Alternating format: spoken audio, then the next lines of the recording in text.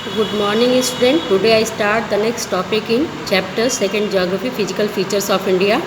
Northern plain. कल हम लोगों ने हिमालयन माउंटेन के बारे में जो है वो पढ़ा था।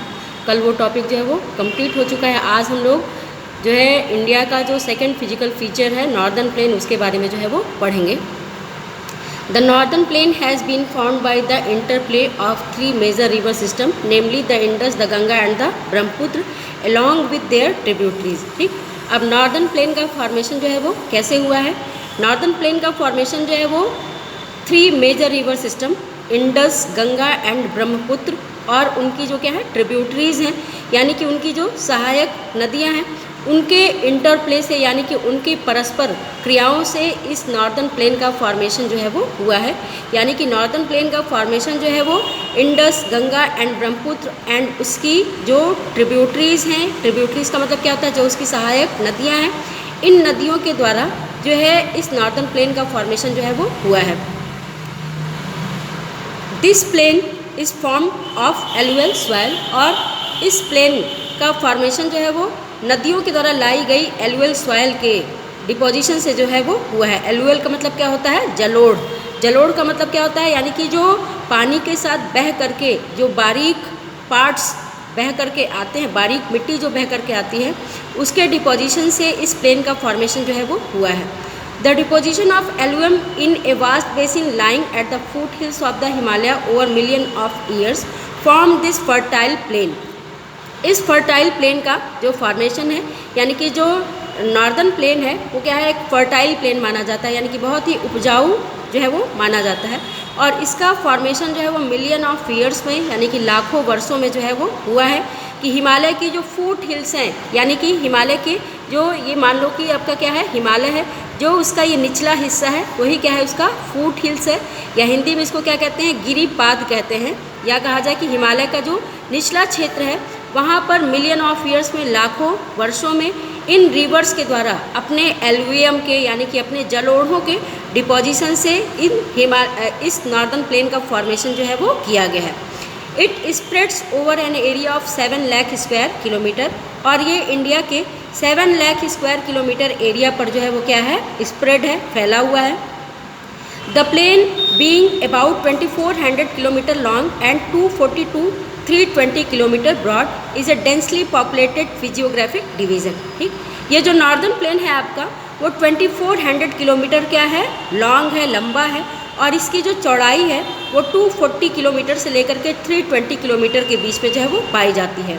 और चूँकि ये जो लैंड है वो क्या है, प्लेन लैंड है, यानी कि समतल मैदान है, और इसलिए क्या है, डेंसली पॉपुलेटेड है, यानी कि यहाँ पर सघन जनसंख्या जो है वो पाई जाती है, जनसंख्या की डेंसिटी जो है वो अधिक पाई जाती है। With A rich soil cover combined with adequate water supply and favorable climate, it is agriculturally a very productive part of India। ठीक, तो चूँकि इस प्लेन का की जो सॉइल है वो क्या है, बहुत ही रिच है, यानी कि बहुत ही क्या है, फर्टाइल है, इसमें न्यूट्रिएंट्स बहुत ज़्यादा अमाउंट में जो है वो पाए जाते हैं। साथ ही इस एरिया में एडुकेट वाटर की सप्लाई भी जो है वो पाई जाती है, यानी कि पानी की सप्लाई जो है वो क्या है, पर्याप्त मात्रा में। एडुकेट का मतलब क्या होता है, पर्याप्त मात्रा में। तो पानी की सप्लाई, वाटर की सप्लाई भी जो है वो क्या है, एडुकेट है। एंड क्लाइमेट भी जो है वो क्या है, फेवरेबल है, यानी कि क्लाइमेट भी जो है वो क्या है, बहुत ही कहा जाए कि फेवरेबल का मतलब क्या होता है, अनुकूल है, यानी कि ना ही बहुत हॉट है और ना ही बहुत क्या है, कोल्ड है।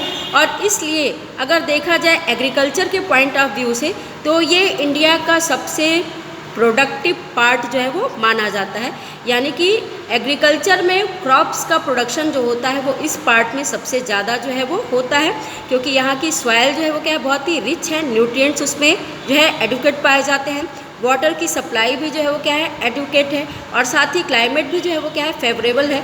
और इसलिए एग्रीकल्चर के पॉइंट ऑफ व्यू से ये इंडिया का मोस्ट प्रोडक्टिव पार्ट जो है वो माना जाता है। The river coming from northern mountain are involve in depositional work.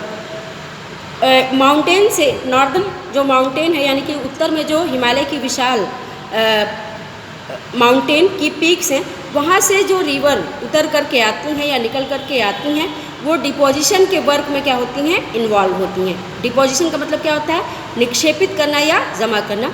चूँकि ये रिवर जो है वो माउंटेन से होकर के आती हैं और इसलिए ये अपने साथ क्या करती हैं, लार्ज अमाउंट में सिल्ट को बहा करके जो है ले आती हैं। सिल्ट किसको कहा जाता है, सिल्ट नदी के पानी के साथ बहता हुआ जो क्या होता है, बारीक सॉइल होता है, उसमें जो बहता हुआ सैंड होता है, कंकड़ पत्थर के जो टुकड़े होते हैं, ठीक, ये नदी के पानी के साथ बह करके आते हैं। ठीक, तो माउंटेन से जो फ्लो करके आने वाली रिवर है वो क्या करती हैं, डिपोजिशन के वर्क में लगी रहती है, यानी कि अपने साथ बहा करके लाए हुए इस सिल्ट को क्या करती है, डिपॉजिट करती रहती है, जमा करती रहती हैं।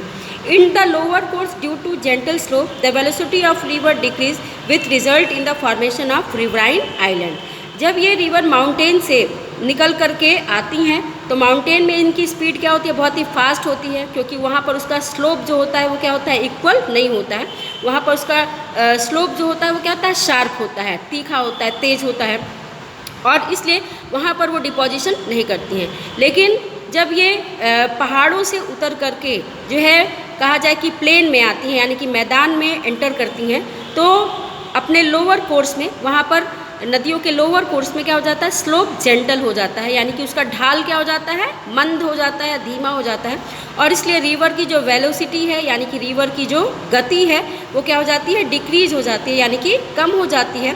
और इसका रिजल्ट ये होता है कि नदी क्या करती है, रिवराइन आइलैंड को क्या करती है, बनाती है, यानी कि नदियों के द्वारा द्वीपों का फॉर्मेशन जो है वो किया जाता है। नदियों के द्वारा भी आइलैंड जो है वो बनाए जाते हैं, और सबसे बड़ा जो आइलैंड है वो आपके ब्रह्मपुत्र रिवर में माजुली आइलैंड है, जो कि रिवराइन आइलैंड है। नदी के द्वारा बनाए गए आइलैंड का एग्जाम्पल है ब्रह्मपुत्र नदी के द्वारा बनाया गया Majuli island.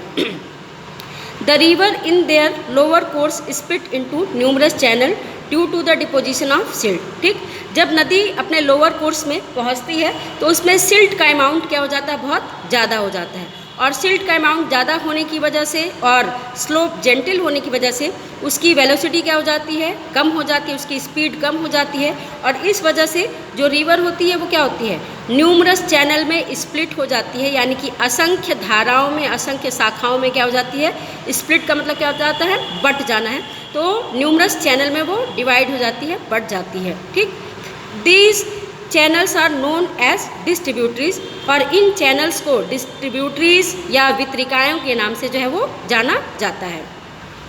The northern plains is broadly divided into 3 section. Northern plain को जो है 3 सेक्शन में जो है ब्रॉडली डिवाइड किया जाता है, यानी कि 3 मुख्य भागों में नॉर्दर्न प्लेन को भी डिवाइड किया जाता है। जैसे हम लोगों ने हिमालयन माउंटेन जो है वो पढ़ा था कि लॉन्गिट्यूडनल बेसिस पर उसको जो है ग्रेटर हिमालय या हिमाद्री, लेसर हिमालय या हिमाचल, और शिवालिक रेंज में जो है वो डिवाइड किया गया था। उसी तरह आपके नॉर्दर्न प्लेन को भी 3 सेक्शन में डिवाइड किया जाता है। The western part of the northern plain is referred to as the Punjab plains. ठीक, जो नॉर्दर्न प्लेन का वेस्टर्न पार्ट है उसको पंजाब प्लेन के नाम से जो है वो जाना जाता है, पंजाब के मैदान के नाम से जाना जाता है।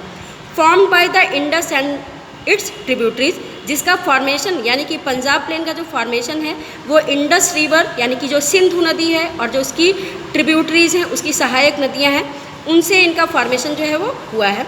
The large part of this plain lies in Pakistan, और इस प्लेन का जो एक बड़ा हिस्सा है वो पाकिस्तान में जो है वो स्थित है, क्योंकि इंडस रिवर जो है वो इंडिया में एंटर करती है और इंडिया में 700 किलोमीटर बहने के बाद वो पाकिस्तान में जो है वो चली जाती है, और इसलिए इस पंजाब प्लेन का जो है लार्जर पार्ट जो है वो पाकिस्तान में जो है वो पाया जाता है। The Indus and it's tributaries the Jhelum, the Chenab, the Ravi, the Vyas and the Sutlej originate in the Himalaya. जो इंडस रिवर है और उसकी जो ट्रिब्यूटरीज हैं यानी कि जो उसकी सहायक नदियां हैं, झेलम, चिनाब, रावी, व्यास एंड सतलज, ये सभी हिमालय से ओरिजिनेट होती हैं, यानी कि हिमालय से निकलती हैं। This section of the plain is dominated by the doabs, और इसलिए पंजाब प्लेन के इस सेक्शन में या नॉर्दर्न प्लेन के नदियों के इस सेक्शन में दोआब जो है वो पाए जाते हैं, यानी चूँकि कई नदियाँ जो है वो बहती हैं, इसलिए 2 नदियों का जो बीच का हिस्सा होता है उसको क्या कहा जाता है, दोआब जो है वो कहा जाता है, जो कि बहुत ही फर्टाइल लैंड जो है वो माना जाता है।